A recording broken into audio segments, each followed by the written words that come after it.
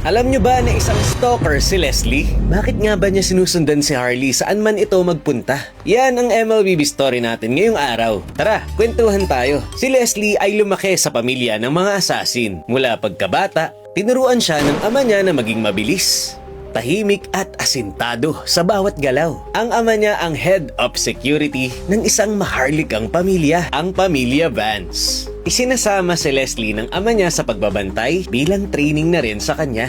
Dito natutunan ni Leslie ang disiplina, galing sa armas at ang kahalagahan ng proteksyon. Ngunit isang araw, biglang umatake ang kaaway ng pamilya Vance. Sunod-sunod itong pumasok at ginalugad ang bawat sulok ng palasyo. Sa gitna ng kaguluhan, nakita ni Leslie ang ama niya na pinoprotektahan ang bawat miyembro ng pamilya.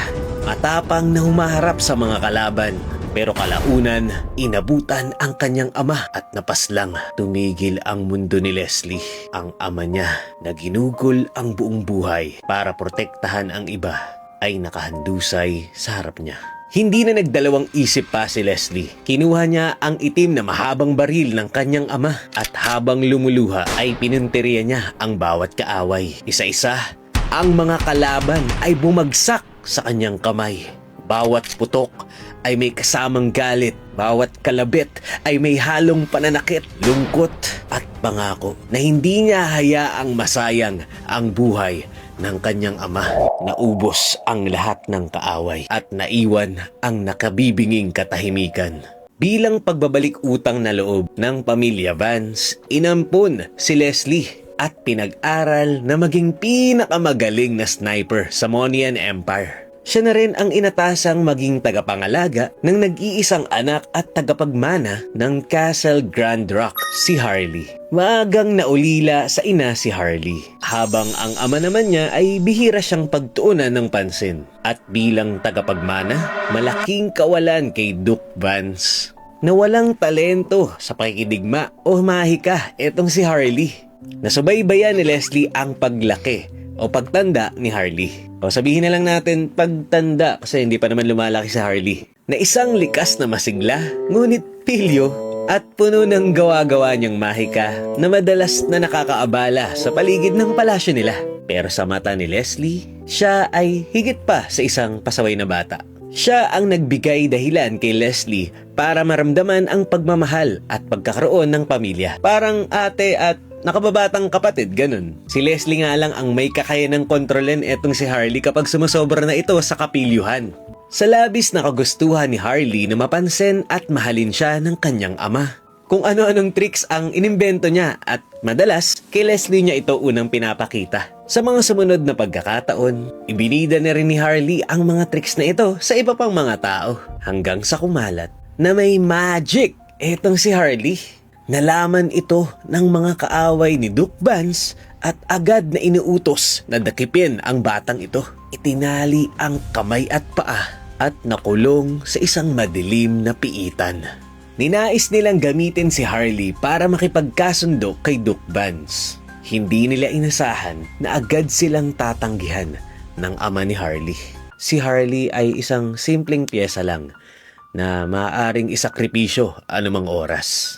Awit no, wala ka nang nanay, tapos yung tatay mo hindi ka pa mahal. Aray ko.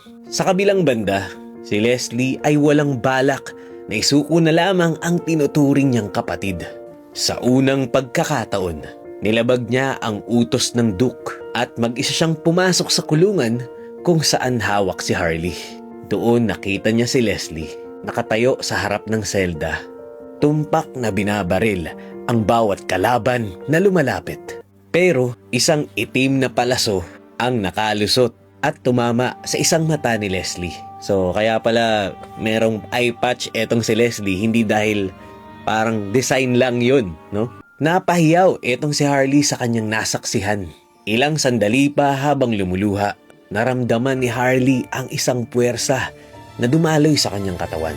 Sandaling iyon, isang naglalagablab na apoy ang sumunog sa tali na nakapulupot sa kanya. Awakening yarn! Agad na tumayo si Harley at tumakbo papunta sa kanyang ate. Sa isang iglap, sinunog niya ang mga kalaban at silang lahat ay naging abo. Sa kabaliktaran ng inaasahan, Totoo palang may talento etong si Harley sa mahika. Ang kakayahang ito ay nagising o nabuhay sa sandali ng panganib at bakas na agad ang kalakasan ng kapangyarihang ito kahit bago pa lang ito kay Harley. Sa huli, nagtulungan ang dalawa na makatakas sa kalaban. Pero imbis na umuwi, dinala ni Leslie si Harley sa northern port of Grand Rock at sumakay sila sa malaking barko patungo sa Magic Academy. Iniwan ni Leslie si Harley dito para mahubog at mahasa ang talento nito. Nag-iwan na lamang siya ng liham na babalikan niya ito. Matapos ito, bumalik ng Castle Grand Rock etong si Leslie para ibalita kay Duke Vance ang bagong diskubre kay Harley. Pero matapos itong malaman, pinababa siya sa pwesto bilang bantay ni Harley. Awit talaga sa'yo, Duke Vance. Ito para hindi na madagdagan ang inis natin sa tatay ni Harley.